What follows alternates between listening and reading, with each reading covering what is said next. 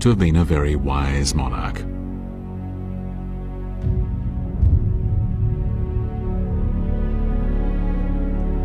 Under the industrious and frugal rule of Xiaoyan, the Kingdom of Liang enjoyed social stability and economic development.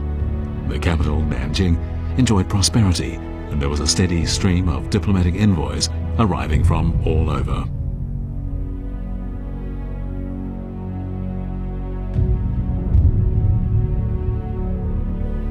《北宋的时候有一部书叫《太平寰宇记》，里面引到一部书叫《金陵记》，估计是唐朝的。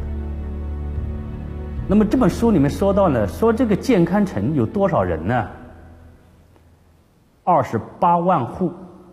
我们哪怕按照一般的户口规模来算，一户5口人的话，28万户就是多少？140万人。那么梁朝的时候的南京，当然没有现在的南京城的南京大，就这么多的人口。所以有的日本学者啊，在他写的书里面说到，说当时的建康城是东方的太阳，照亮了周边的部族和国家。 The radiance of this large eastern city was made even more splendid by the cultural ideals of its ruler, who was not only an emperor, but also a highly educated man. He was an accomplished poet who bequeathed a large number of original and beautiful poems to later generations.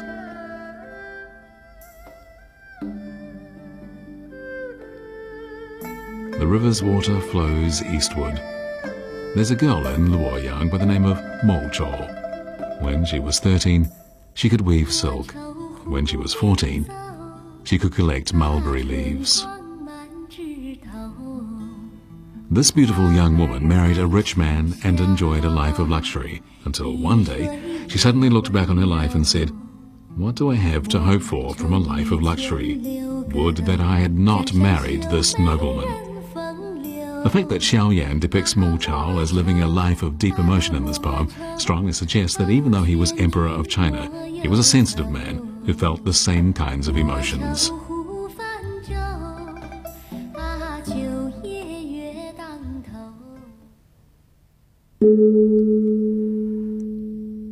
The life Xiaoyan led as emperor was certainly unique.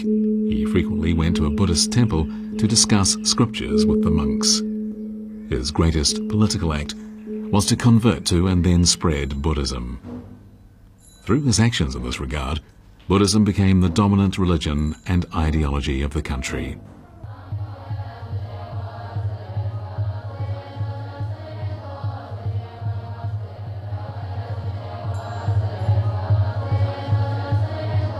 Buddhism 传到中国来，它很多东西都本土化、中国化了嘛。那么从思想、义理到修行方式，也包括戒律。所以戒律中间呢，有一部分就是说是适合中国社会需要做出的一些调整，或者是根据实际的需要做出的一些新的规定。那么其中梁武帝起了非常重要的作用，就是禁断酒肉。 To this day, Buddhist monks and nuns have observed traditions established during the Liang dynasty. The man most responsible for establishing these traditions has, of course, long since gone.